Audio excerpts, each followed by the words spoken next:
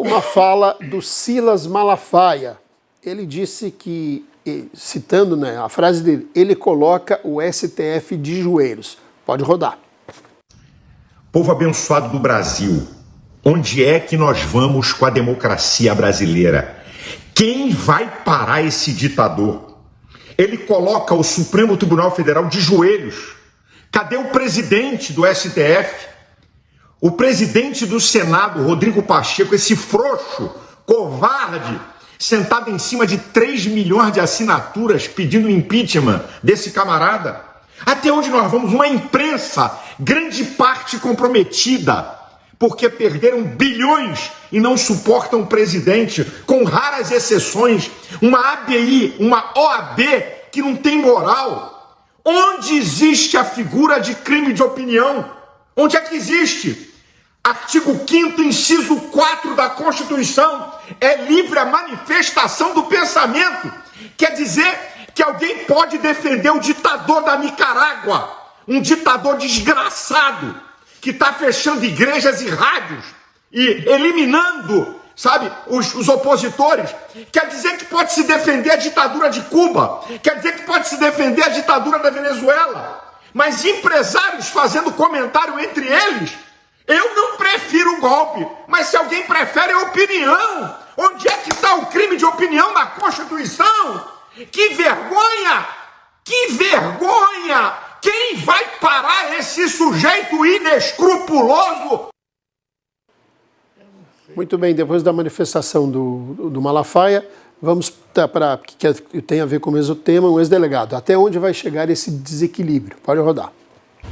Uma breve análise da decisão de hoje do ministro Alexandre de Moraes, que determinou busca e apreensão, quebra de sigilos, bloqueio de contas bancárias, bloqueio de redes sociais de 8 empresários, por supostamente trocarem mensagens golpistas. Nós não vamos mais poder conversar em casa, conversar na rua, no trabalho, sem haver qualquer ilícito. Vão entrar na intimidade das pessoas, adentrar sigilo bancário, sigilo de comunicações. O que está acontecendo com o nosso ordenamento jurídico, com a nossa segurança jurídica? Até onde vai chegar esse desequilíbrio, fora da vontade constitucional? Bom, nesse vídeo especificamente, eu acho que está sendo generalizado o que não tem que ser generalizado, porque é uma questão pontual. Mas, Cojuí. A vontade constitucional, quem diz é o Supremo. Essa que é a verdade. O nosso sistema jurídico, normativo, político, a vontade da Constituição, quem é o intérprete legítimo, legal e politicamente é o Supremo Tribunal Federal.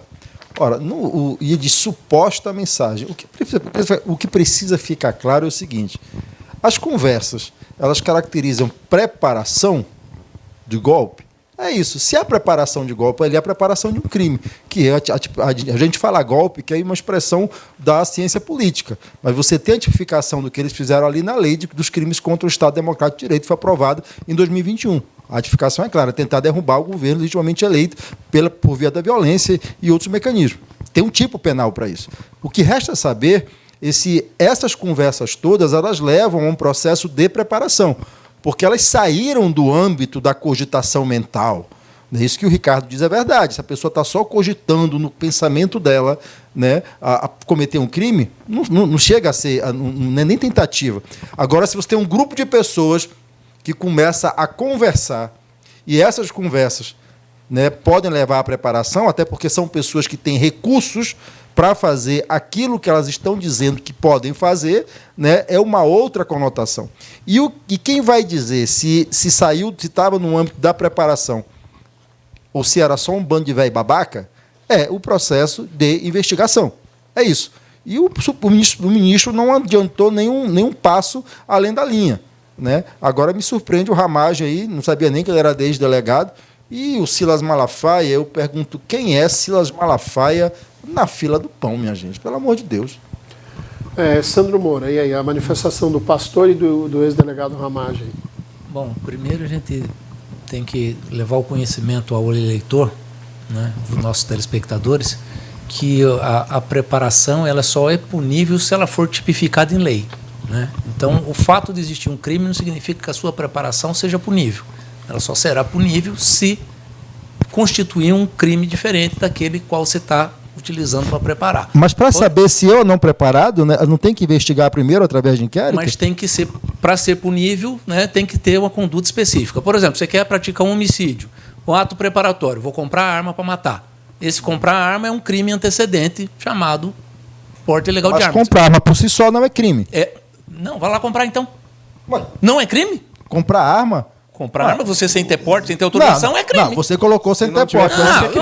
Você entendeu, juiz. Você também quer tumultuar o momento da fala dos outros. Por favor, respeite. É porque eu estou pegando teu raciocínio para esclarecer. Não, você não está pegando meu raciocínio. Você quer tumultuar a minha fala, como você tem feito na anterior. Sandro, eu gostaria de ser respeitado. Não, eu estou respeitando. Então, por favor, deixa eu continuar falando. Porque a sua fala é técnica e é importante a gente colocar essas pontuações, é só isso. Então, você praticar, né, a compra da aquisição da arma sem ter autorização, de acordo com a lei ou em desacordo com determinação legal ou regulamentar, já que você quer a especificação da coisa, isso constitui o crime antecedente nos atos preparatórios para a prática de um homicídio, caso você queira praticar mediante arma de fogo. Beleza? Então, para ser punível, neste caso específico aí também que está se falando, esse ato preparatório que o juiz está fazendo tanta questão de falar, ele tem que constituir um tipo penal também específico. Senão, é mera ilação de um grupo de pessoas conversando no WhatsApp, ainda que eles tenham um excessivo patrimônio, condição financeira exacerbada. Porque acredito, né, piamente, que eles não teriam condições, por exemplo, de contratar a legião estrangeira para vir no Brasil dar o golpe contra as Forças Armadas, que, em tese, né, estariam apoiando, então, o presidente eleito, Luiz Inácio Lula da Silva. Né, seria aí instauração de uma guerra civil, queria saber como é que ia trazer esse pessoal para cá. Isso não é tão barato assim, eu duvido que os nossos milionários aí que estão envolvidos teriam poder econômico a esse ponto. Mas, enfim, né, é o pensamento que os esquerdistas têm. Agora, o que a fala do ministro do Silas Malafaia e do ex-delegado, que eu também não sabia isso aqui, a gente estava até conversando na hora que estava passando a matéria aqui, que o cara foi demitido, o que houve? Né? Eu acho que ele era ex-diretor da Polícia Federal. Foi diretor. Mas, então, ex-delegado-geral da Polícia Federal. Acredito que é isso.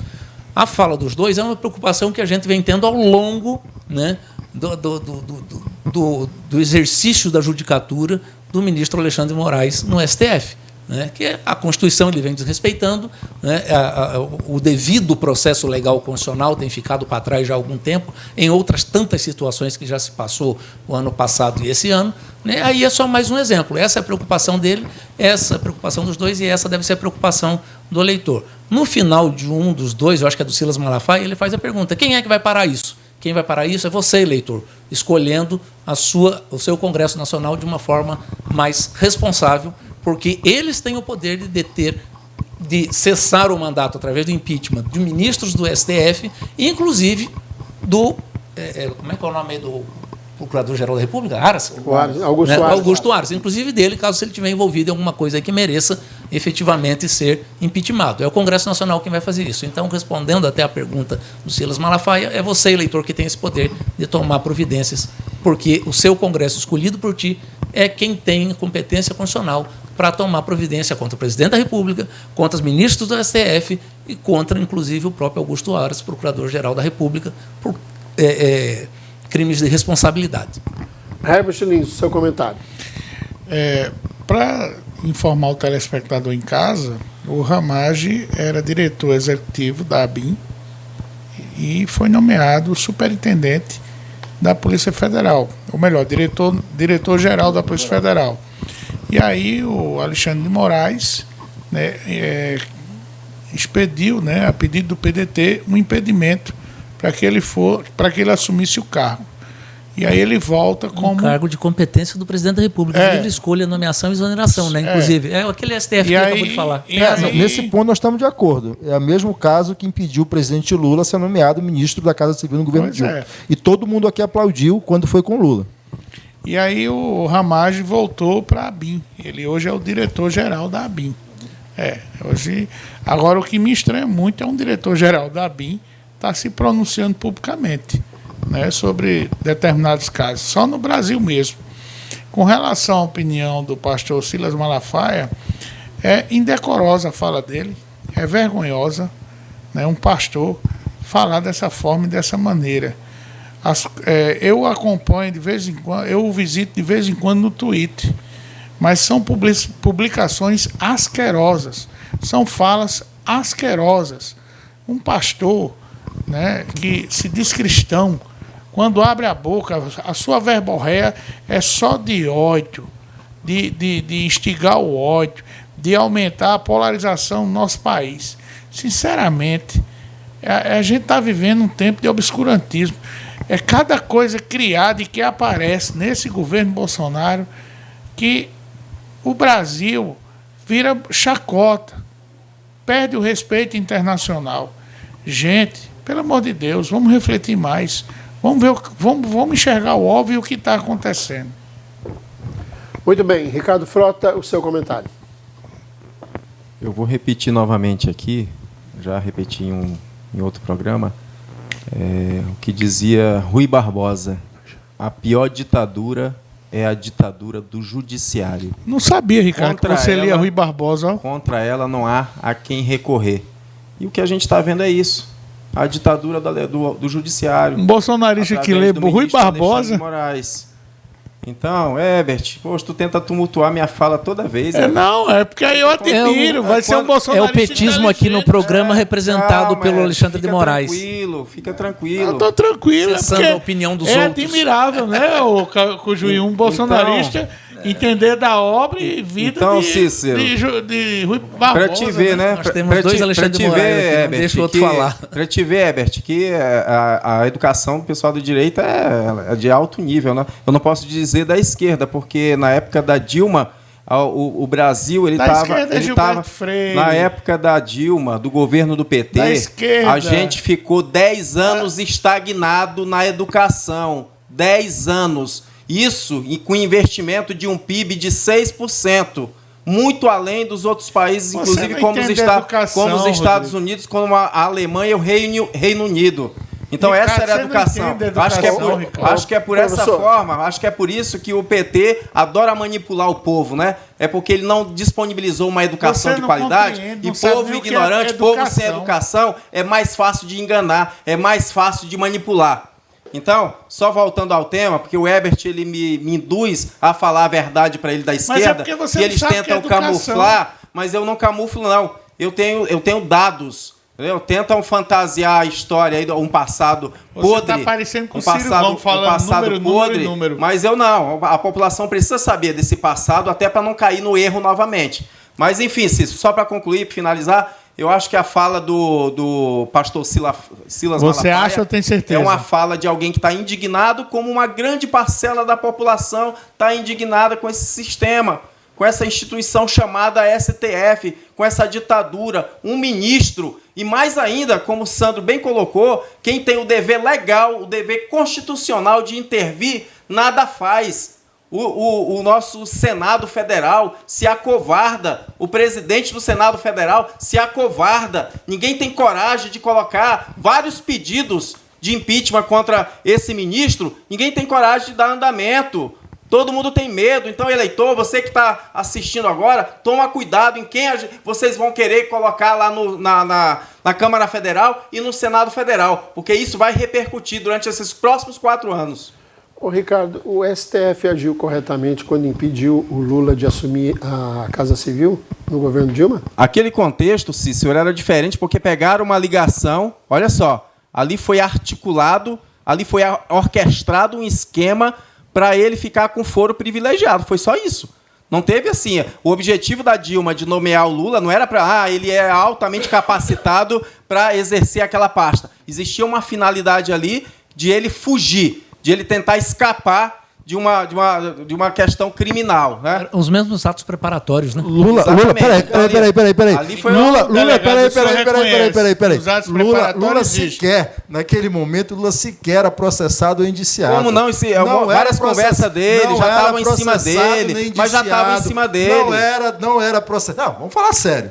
Lula sequer era processado ou indiciado. E aquelas conversas que foram pegas? O ministro Gilmar Mendes, né, usou o mesmo mecanismo usado pelo Moraes. Inclusive, diga-se passagem, quando o Ramagem foi impedido de tomar posse, o próprio Lula disse, é um absurdo, esse é cargo prioritário do presidente, não se pode fazer isso. O problema é que aqui se usa 2 pesos e 2 medidas. É preciso, o direito precisa que se use as mesmas medidas para todos. O problema é que o povo do Bolsonaro, quando é medida contra o Lula, pode tudo. Pode vazar a informação, depois de todos os esquemas de corrupção, depois de mensalão, depois de petrolão, depois dos marqueteiros, depois de dinheiro na cueca, depois de dinheiro tentando passar dinheiro, 200 mil, porque se Lula fosse...